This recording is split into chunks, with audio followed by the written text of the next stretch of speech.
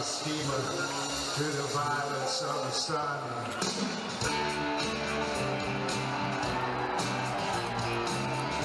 Hello, I'm Patrick and welcome to my channel.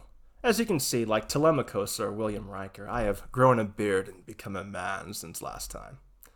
Today we're going to be going on an astronomical scavenger hunt through the Iliad and the Odyssey. Homer speaks constantly about the moon, the seasons, and the years, and if you put all of this information together, it becomes clear that the homecoming of Odysseus is based upon a 19-year pattern of the sun and the moon called the Metonic Cycle. This is exactly in keeping with what modern scholars such as Harold Reich know about mythology. For cultures without writing, myths were the only way for people to communicate knowledge about the natural world to a wide audience. In this video, I'm going to show that Odysseus served a similar function to Orion. He was an ancient hero whose story was intended to preserve information about astronomy. Here's the kicker, though. The Odyssey was written down in 675 BC, after a long period of illiteracy and instability in Greece. Then the Metonic Cycle, which appears in the Odyssey, was discovered in 431 BC by a professional astronomer named Meton.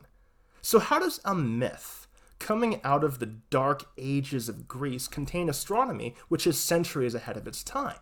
This is weird. It's an anachronism. It's like when you see that car show up in the middle of Braveheart. How'd that get in there? Now, Carl Sagan once said, "Extraordinary claims require extraordinary evidence," and the Metonic Cycle being in Homer is an extraordinary claim, because it implies that Meton was not the first person to discover the cycle named after him. Therefore, the history of astronomy as we know it is incomplete. If we are going to challenge the conventional wisdom on this topic, we're going to need to bring up a lot of convincing textual evidence. In fact, if you have your own copy of the Iliad and the Odyssey, I recommend pulling them out so you can follow along and compare your translation with this video. I'm super basic, so I'm using Richard Lattimore. You can see that I put this puppy to good use over the years. In addition to the textual evidence, we also need to address some relevant questions about the Metonic Cycle in Homer. First, where and when did this knowledge come from, given that the Odyssey originated in the Dark Ages of Greece? Second, why was this knowledge forgotten if it was already a part of their mythology? Third, after the Metonic Cycle was rediscovered, why did nobody make the connection with Homer for so long? The first person to propose the Metonic Cycle in Homer was an Oxford professor named Gilbert Murray from 115 years ago. But people have been reading the Odyssey for thousands of years. Why did nobody see this earlier? Before we delve into the text and answer these questions, we must first understand exactly what the Metonic Cycle is.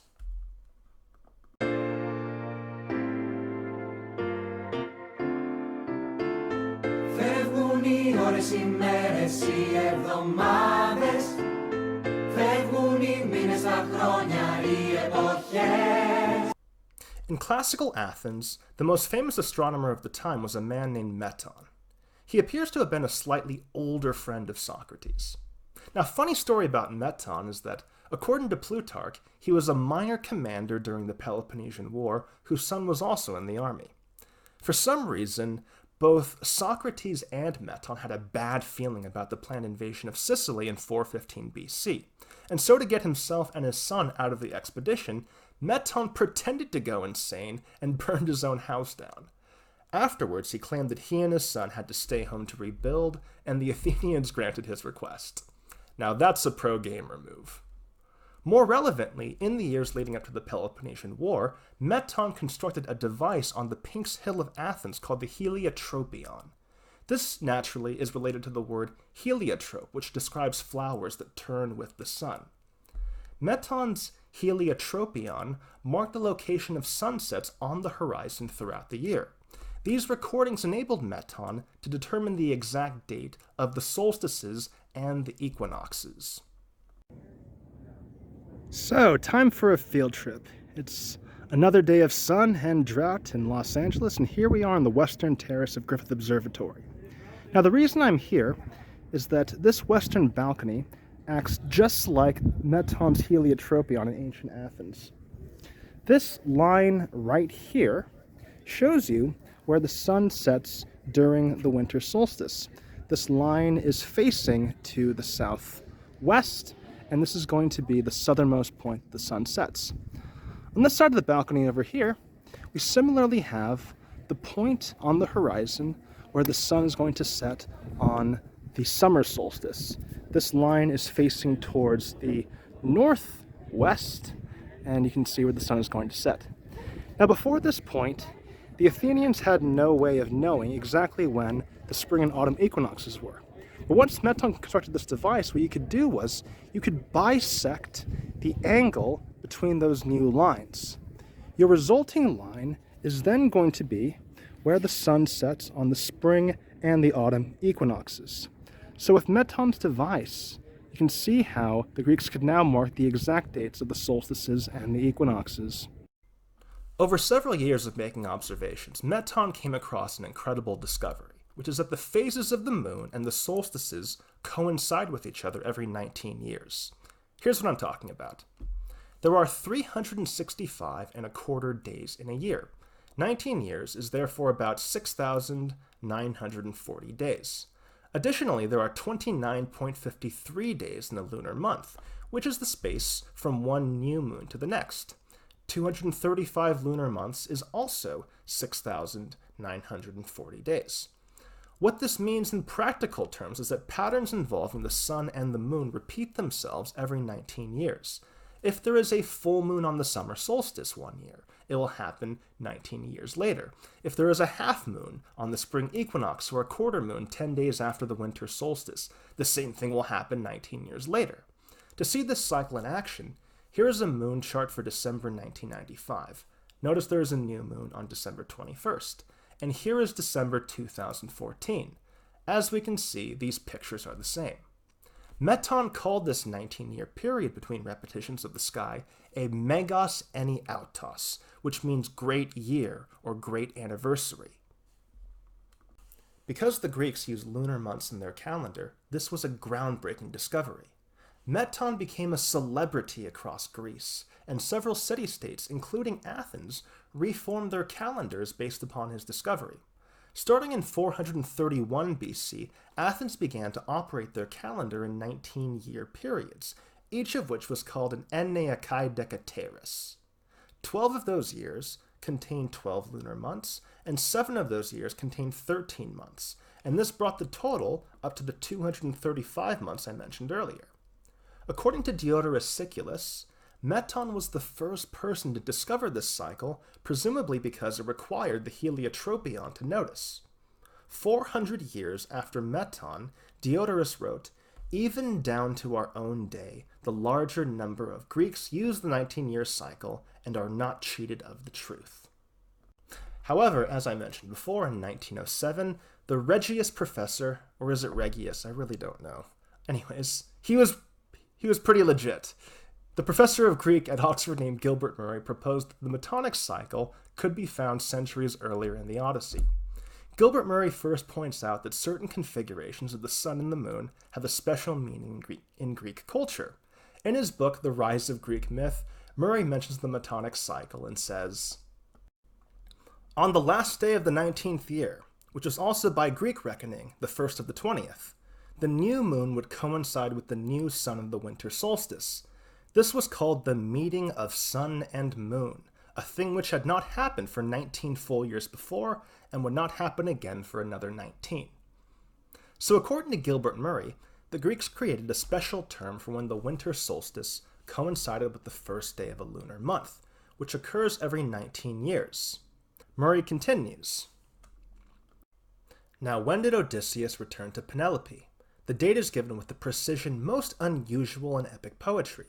He rejoined his wife on the 20th year. That is, he came as soon as the 20th year came, as soon as the 19th was complete. He came at the new moon, on a day which the Athenians call old and new, when one moon is waning and the next rising up.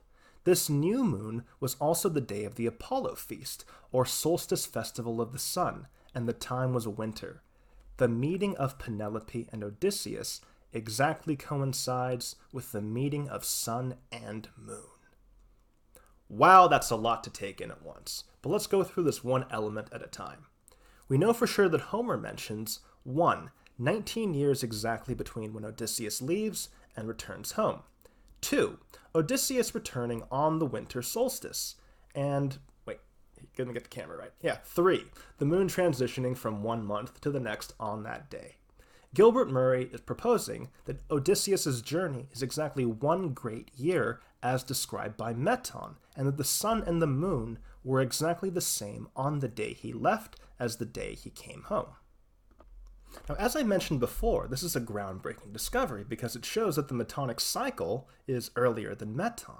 But Gilbert Murray himself didn't seem to make too much of this observation. This passage is only one page of a much larger work on Greek myth, and it doesn't seem as if any famous scholars ever followed up on Murray's work. In the second half of the 20th century, though, there was a psychoanalyst named Edna Lee who spent 4 decades interpreting astronomical metaphors in Homer's poems and figuring out the timeline of the Trojan War. Just a hobby in her free time. She found more evidence and examples of the Metonic Cycle, and her daughter Florence Wood built upon her work. Florence and her husband Kenneth released Homer's Secret Odyssey in 2011, but their ideas have yet to become mainstream in the classics. Part of the problem is that both Murray and the Woods are going against what people have written about Homer for thousands of years. Almost all sources on Homer claim that Odysseus was away from home for 20 years, and that the Trojan War lasted 10. Murray and the Woods, however, say that Odysseus was gone for 19 years, and that the Trojan War lasted for 9. What happened is that ancient authors and modern scholars have been misreading Homer by failing to account for changes in the Greek language over time. And the mistake is so simple that even a child can understand it. It's kind of hilarious that everybody misses this. But it also explains my third question at the beginning of this video. Why did nobody discover the Metonic Cycle in Homer earlier? It's because the Greeks started counting differently. This is a little too spooky for me. I don't even like watching the count on Sesame Street. 1 coconut, 2 coconuts, 3 coconuts. Go back to your own country! When it comes to marking years, the Greeks of Homer's time engaged in something called inclusive counting. The best way to explain this is to think about marriages and anniversaries. There are 2 ways of reporting how long you have been married. You can either say how many anniversaries have passed since your wedding, or you can say what year of marriage you are on. The second method is always going to be one number higher than the first. For instance, your first year of marriage begins on your wedding day. Your second year begins on the day of your first anniversary. Your third year begins on your second anniversary, and so on. In this example, saying how many anniversaries you have had is exclusive counting, which is what most people use. Saying what year of marriage you are on, though, is inclusive counting. So we know that the Greeks of Homer's time used inclusive counting because of certain vocabulary. As an example, the Greeks had several festivals at 4-year intervals, such as the Olympics or the Delian Games.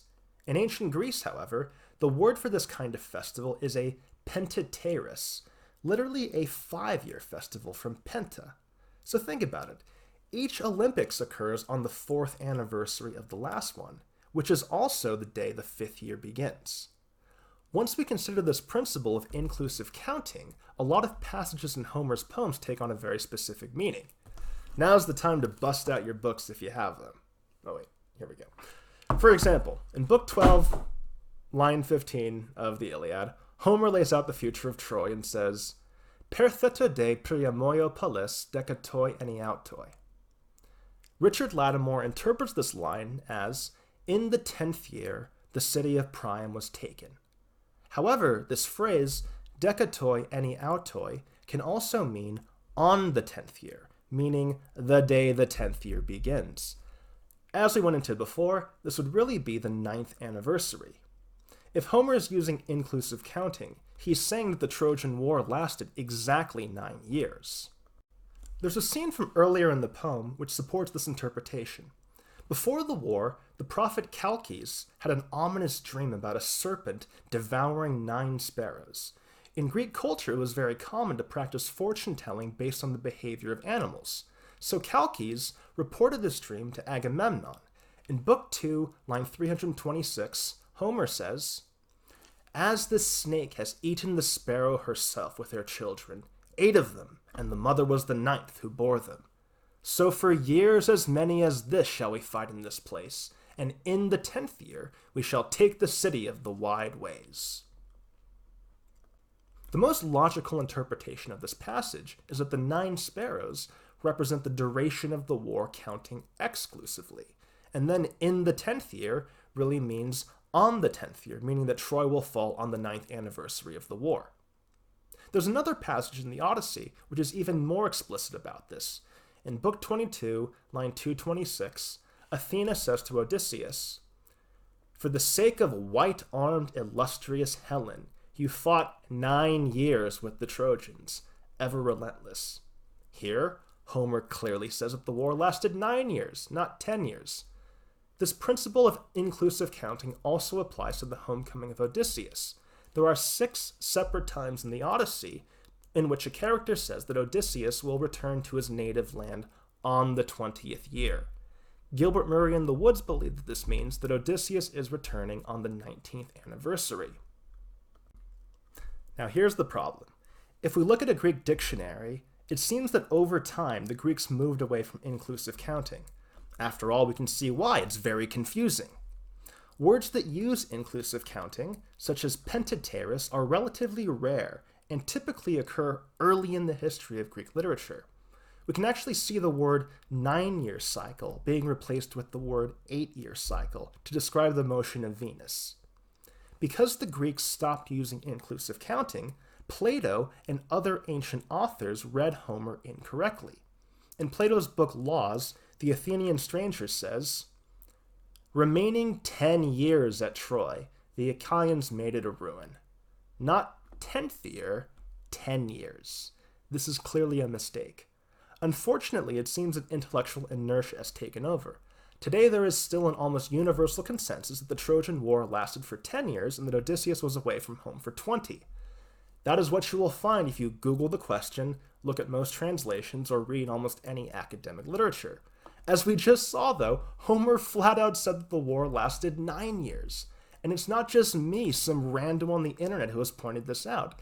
Gilbert Murray was the whatever professor at Oxford, one of the top handful of ancient Greek scholars in the world, and he was certain that Homer used inclusive counting. To review what Murray said, Odysseus rejoined his wife on the 20th year. That is, he came as soon as the 20th year came, as soon as the 19th was complete. So that does it for the linguistic evidence for inclusive counting.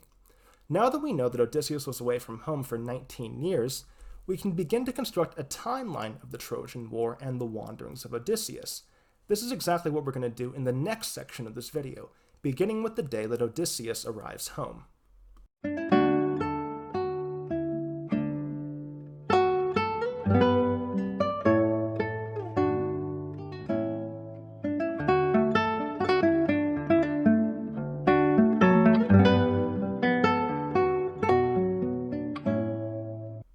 As I said before when talking about Murray, Homer is very specific about the status of the sun and the moon on the day that Odysseus returns. Let's talk about the moon first. There are 2 instances in which Odysseus is in disguise and makes a promise to a character about coming home. In Book 14, line 161, and Book 19, line 302, Odysseus promises, "Sometime within this very year Odysseus will be here, either at the waning of the moon or its onset." Unfortunately, ancient sources clearly show that Richard Lattimore is mistranslating this line. Lattimore uses the word either, which refers to 2 different times on which Odysseus might return home. On the contrary, Odysseus is talking about a single day on which the moon has its waning and onset at the same time. Hey, what's up? This is Editing Patrick. You'll see me if Filming Patrick makes a serious mistake. I'm sick of covering for that guy. So this whole thing about the moon was a bit screwier than I first realized. In ancient Greek calendars, unlike modern ones, a single day could be split between two different months. By definition, a month began when the crescent of a new moon was first hypothetically visible to the naked eye.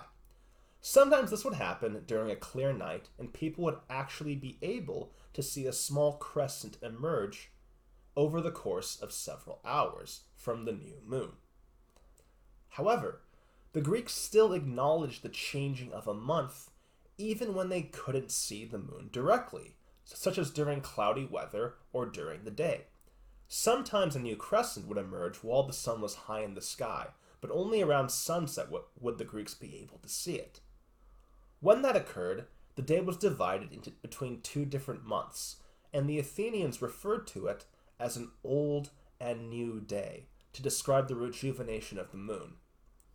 The bottom line is that when Odysseus makes promises about coming home and references the moon, Homer is clearly talking about a single day. We know this because the Roman historian Plutarch wrote a biography of Solon, the legendary lawgiver of Athens. Plutarch claims that Solon incorporated this idea of the old and new day into the Athenian calendar. He takes this as evidence that Solon was the first person to correctly interpret these two lines from Homer. So if we consider the line either at the waning of the moon or its onset, Lattimore should have translated it something like, when the moon is waning and the next is setting in. That way it refers to a single day like the Athenians knew it did. Now, from a poetic perspective, it's interesting that this label of old and new for the moon also describes Odysseus himself on the day he returns home. After all, he starts the day disguised as an old beggar and is restored to youth by the gods when he is reunited with Penelope. So that's the moon on the day that Odysseus returns. What about the sun? Murray claims that Odysseus reunites with Penelope on the winter solstice, and this takes a bit of digging to realize. First, there is a lot of textual evidence that the Odyssey ends in the winter time. There are several references to the weather being cold and people building fires for warmth. For instance, when Odysseus visits the swineherd Eumenius in Book 14, he asks for a cloak because of the northern winds. We also know that there is a feast of Apollo going on when Odysseus comes home. In Book 20 of the Odyssey, line 276, Homer says, "The heralds came through the town driving the holy hecatomb of the gods, and the flowing-haired Achaeans assembled under the shady grove of him who strikes from afar, Apollo." A hecatomb is traditionally a gathering of 100 livestock, but in reality it might be less. Still, if you're sacrificing an entire herd of animals, it has to be a major feast date. Apollo is, among other rules, the Greek god of sunlight.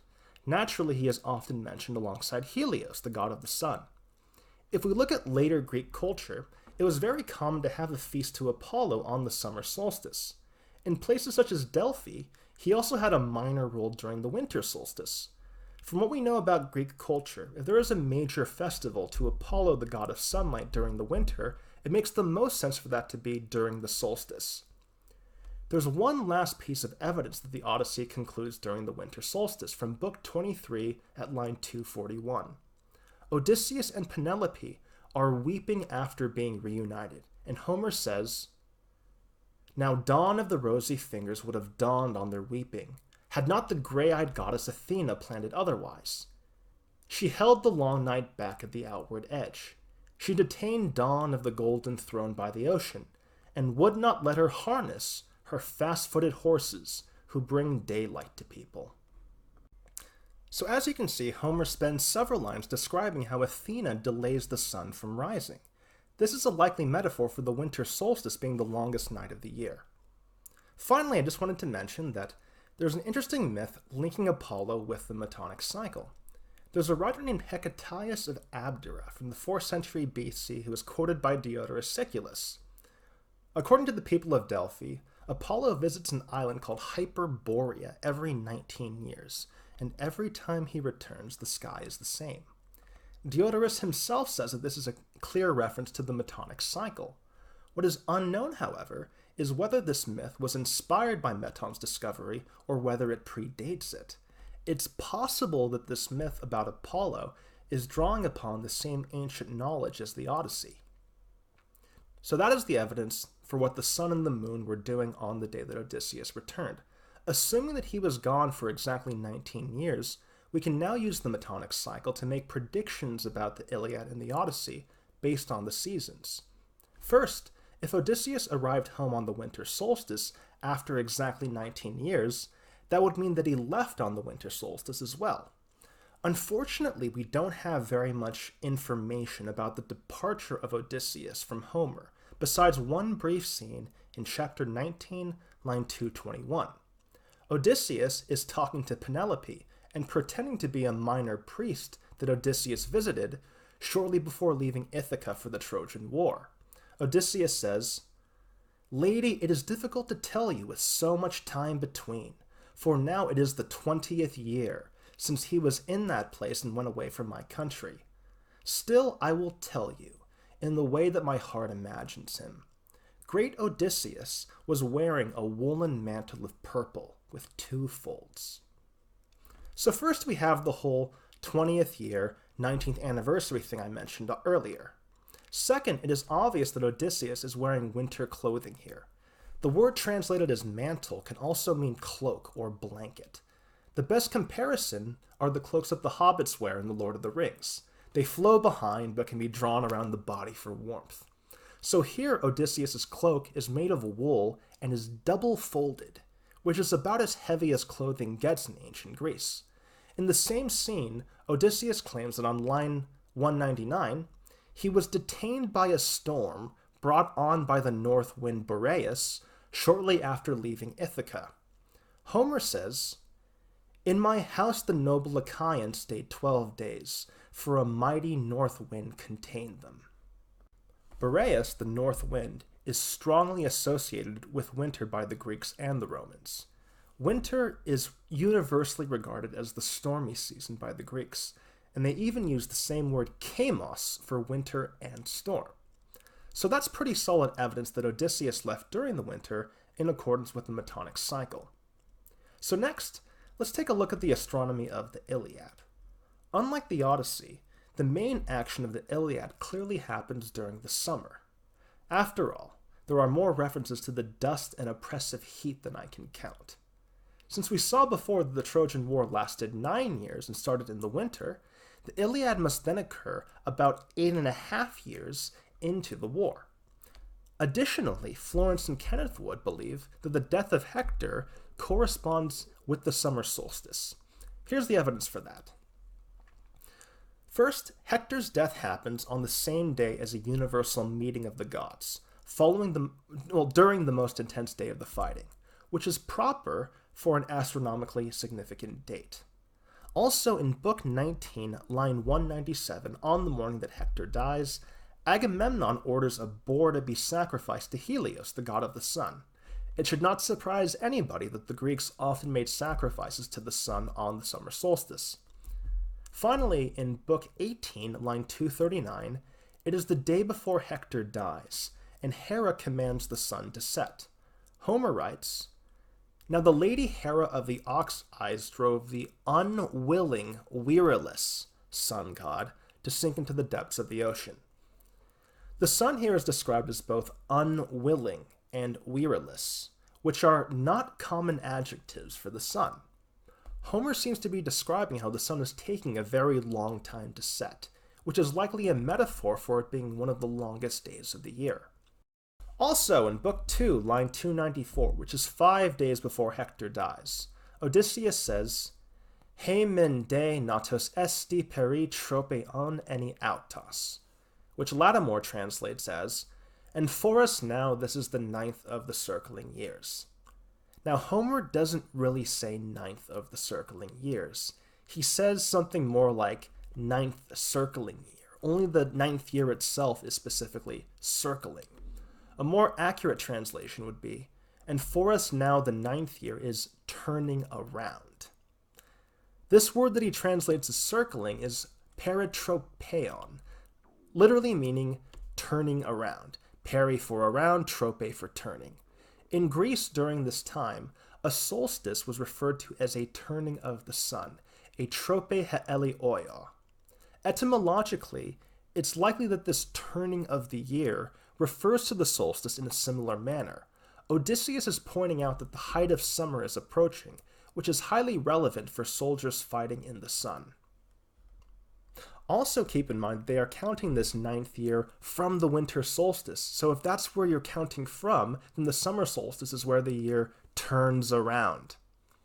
Lastly, in Book 24, line 765, Helen is mourning the body of Hector 15 days after his death, and she says, "And here now is the 20th year upon me since I came from the place where I was, forsaking my fathers." So remember, as we said before, the 20th year really means the 19th anniversary.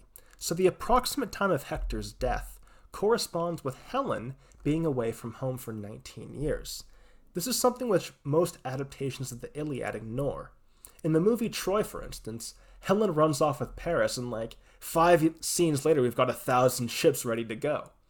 But according to the Iliad and the timeline we're establishing, there were 10.5 years between Helen being abducted and the start of the Trojan War. Later sources attest that there were failed negotiations to get Helen back, and a decade of gathering allies before the war started. It's kind of hilarious and sad to think that Achilles was probably a preteen when Helen was abducted. But regardless, it seems like Helen is completing a 19-year Metonic cycle of her own around the time that Hector dies. If that is the case, it makes the most sense that the cycle should start and end around the summer solstice. Next up on the timeline. If our interpretation is correct and the Trojan War lasted for exactly 9 years, that means that Troy must have fallen around the winter solstice. Much like the beginning of the Trojan War, there isn't a lot of textual evidence about this event, but what there is does point to the winter. So immediately after sacking Troy, Odysseus sails away and decides to find another city to plunder. It's like catnip for this guy. He just needs another hit. So he and his men immediately waste a town near the border of modern-day Greece and Turkey. The natives then drive them away, and in Book 9, line 67, Homer says, "Cloud-gathering Zeus drove the north wind against our vessels in a supernatural storm." So as I mentioned before, when you have a reference to the north wind and a storm, that is a sure sign of winter. This is consistent with Odysseus leaving Troy immediately after the winter solstice. Now, given that Troy falls and Odysseus returns during the winter, we can conclude that Odysseus' journey home took exactly 10 years. In Homer's Secret Odyssey, Florence and Kenneth Wood make an impressive accounting of his journey. Out of those 10 years, only one of those years is actually spent sailing between different locations and having adventures. Most of the major events of the Odyssey, such as the story of the Cyclops and the encounter with the Sirens, happen as a series of month-long episodes. During these exploits, Odysseus also spends a year on the island of Circe, so that's 2 years exactly of wandering. Odysseus then spends 8 years minus 40 days, so that's 7 years, 325 days on Calypso's island of Ogygia. The last 40 days of Odysseus' journey then occur between the meeting of the gods at the start of the poem and being reunited with Penelope at the end. With that, all 10 years exactly between the fall of Troy and the homecoming of Odysseus are accounted for, and the timeline is complete. So let's wrap up the textual evidence.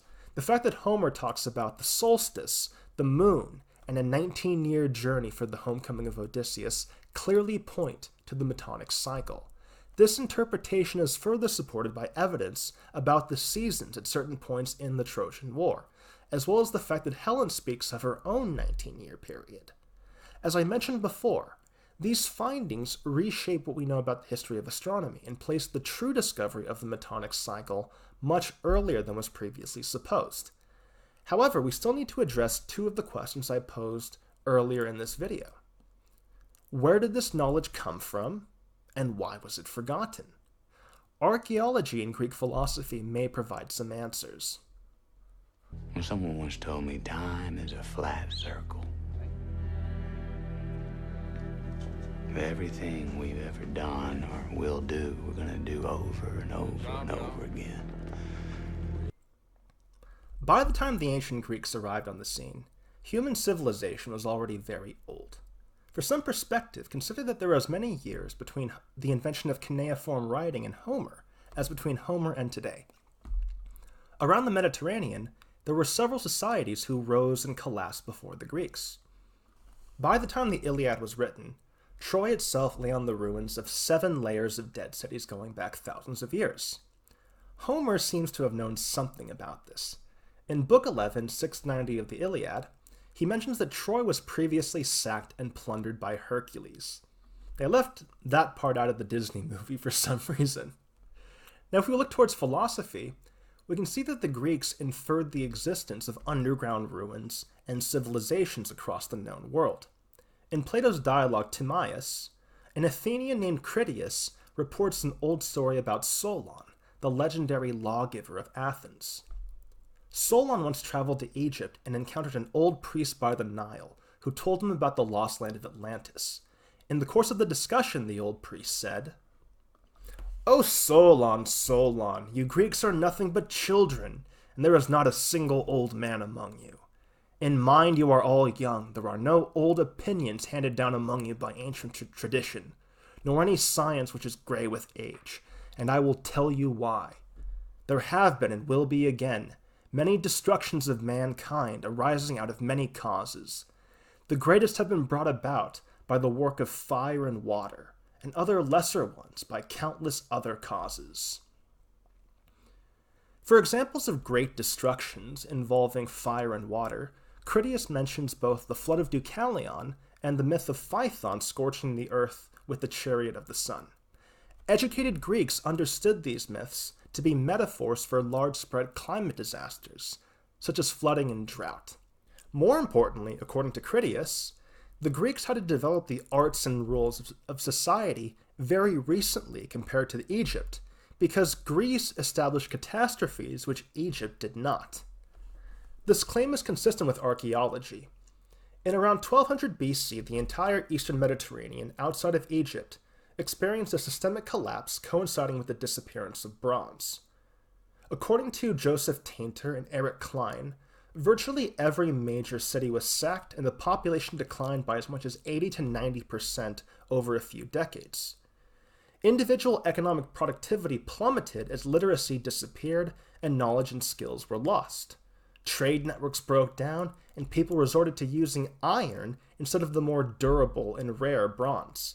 In fact, the ancient Greeks themselves invented the terms Bronze Age and Iron Age to describe the periods before and after this collapse.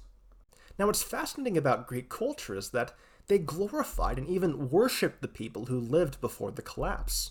Starting with Hesiod, the Greeks called those generations, which included Jason, Perseus, Hercules, and Achilles, demi-theoi, literally half-gods. The Greeks referred to their time as the Age of Heroes, which was the transition between the ages of bronze and iron. Homer and later Greeks claimed that these heroes were superior, both physically and morally, than the men who came before and after them. Almost all of the famous stories of Greek mythology occurred during these generations leading up to the Trojan War, with the war itself marking the collapse of Mediterranean civilization and the end of the Age of Heroes. As Hesiod writes, "The heroes were overcome by evil war and the terrible din of battle. Some died at the walls of seven-gated Thebes, the land of Cadmus, as they fought over the sheep of Oedipus. Others were taken away by war over the great yawning stretches of the sea, to Troy, all on account of Helen with the beautiful hair." In a later Platonic dialogue, Critias further philosophized about the nature of societal collapse, and he speculated why there is such a large focus on these sort of heroic warrior kings in Greek legends.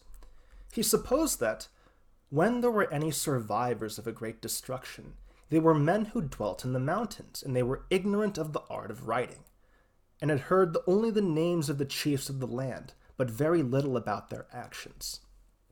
According to Plato, and modern historians would agree, when an ancient civilization collapses, literacy disappears and with it virtually all historic and scientific knowledge. What remains is an oral tradition based on the exaggerated deeds of a local warrior aristocracy.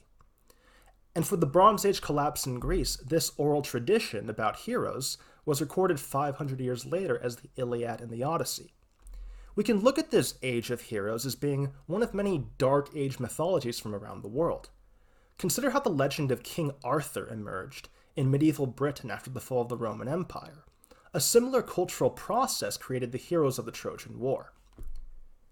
People who are first learning about Greek culture are often curious if the Trojan War really happened, but once you realize the historic context, this question starts to matter a lot less. Even if the Trojan War did happen, it was a war set right before the end of the world. And who cares about the details of a war when the world is ending? It's the context of societal collapse that matters. So back to Plato, Critias says more about what happens when a civilization falls apart. The survivors and their children lacked for many generations the necessities of life, and directed their attention only to the supply of their wants. As both Plato and Aristotle point out, for several generations after a societal collapse, people live in unsafe conditions and are too preoccupied with staying alive to do much abstract thinking outside of survival and pleasure. As Virginia Woolf would say, to do history, or advanced astronomy, or philosophy, or YouTube videos, one needs a room of one's own, that is safety, food, shelter, and most importantly, free time. And it takes generations to establish this after civilization goes bottoms up. So as we can see, the Greeks were very much aware of past collapses, and the fact that their own myths and legends developed out of the most recent collapse. As a result, many ancient philosophers developed a cyclical view of society, history, and knowledge. In the book Metaphysics, Aristotle mentions offhandedly, probably each art and each science has often been developed as far as possible and has again perished. Now, Aristotle is certainly overstating things. The Greeks were certainly making progress and achieving feats that no one else on Earth had ever done. Still, as many of the ancients believed, an unknown portion of what the Greeks accomplished was really the reinvention and rediscovery of a forgotten past, including, as it would seem, the Metonic Cycle. So given all this, let's go back to question 1 at the beginning of this video. How did the Metonic Cycle come to appear in the Odyssey? The most reasonable hypothesis is that this knowledge came before the Bronze Age collapse, back when people had writing and social specialization and free time. And after the collapse, as Critias said, refugees gathered to tell tales of great heroes in the countryside based upon their local kings. While memories were still fresh, someone must have decided to incorporate astronomy into those tales to preserve this knowledge. Florence and Kenneth would believe that the astronomy in the Odyssey is much older, stretching back thousands of years before Homer, but that evidence is too much to get into for this video. Question 2 I posed at the start of this video. How was the Metonic Cycle forgotten after it became a part of the Odyssey? This is a more difficult question to answer, but I do want to make one observation. After the Iliad and the Odyssey were written down, the Greek oral tradition ceased to exist, and poets such as Homer went extinct. Instead of creating new epic poetry, the Greeks employed so-called rhapsodes to sing songs that already existed. Something similar happened to modern-day Serbia over the past few centuries. While traveling the Balkans in the early 1900s, the great Milman Parry said to his daughter, "Oral tradition depended on the fact that they couldn't write it down. As soon as literacy becomes common in a country, everyone gets lazy. They don't bother to learn things by heart anymore, and poetry is no longer a part of their daily life." Florence and Kenneth would believe that Greek oral poets such as Homer also acted as keepers of astronomical knowledge who jealously guarded their secrets. The first rule of Poet Astronomy Club is that we don't talk about Poet Astronomy Club. Supposedly, when writing emerged and made these poets obsolete, they faded away and their knowledge died with them. Literature killed the poetry star.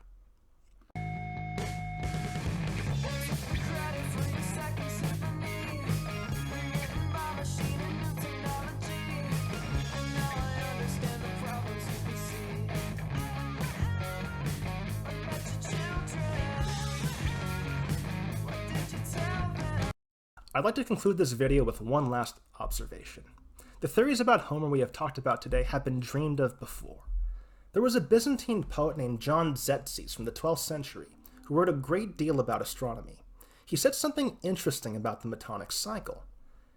They attached to Meton, a son of Pausanias, the 19 years of the moon, although before everyone Orpheus wrote of all these things. Orpheus is a legendary musician who is the child of Calliope, the muse of epic poetry. In the Greek imagination, he was the founder of the heroic tradition that Homer represents. Tzetzes claims that Orpheus lived before the Trojan War. Therefore, Tzetzes must believe that the Metonic Cycle was discovered before the Bronze Age collapsed and later expressed through poetry. That's exactly what we said today. He then says that Homer knew much of what Meton did first. But wasn't the wise Homer among the astrologers? Hasn't he written in thousands of pages about these things? How is it then possible for Meton, who lived later than all of them, to be considered the first to write on astronomy? Everyone suggesting this speaks foolishly. If John Tzetzes could only see this video today, I'm sure he'd be delighted to know that his speculations were justified. There are many writers throughout history who have suspected that Homer's poems are more than meets the eye when it comes to astronomy. Thanks to the work of Gilbert Murray, Edna Lee, and Florence and Kenneth Wood, we now have concrete answers to questions that writers like Tzetzes have been asking for centuries. Hopefully this discussion can give their ideas some wider exposure so that the next generation of scholars can build upon their work. So, class dismissed. If you've gotten this far, thank you so much for watching. As you can hopefully tell, this video required a substantial amount of research and analysis, as well as time to record, edit, and make up lame jokes. If you can like, subscribe, and comment to grow my channel, it would really mean a lot to me, especially as I'm just starting out. I'd also be happy to answer any relevant questions below. My next planned project is going to be about African geography in Homer's poems, and the most beautiful of all Greek heroes. I'm curious if anyone can guess who I'm talking about. Until then, I will see you next time. Kairata.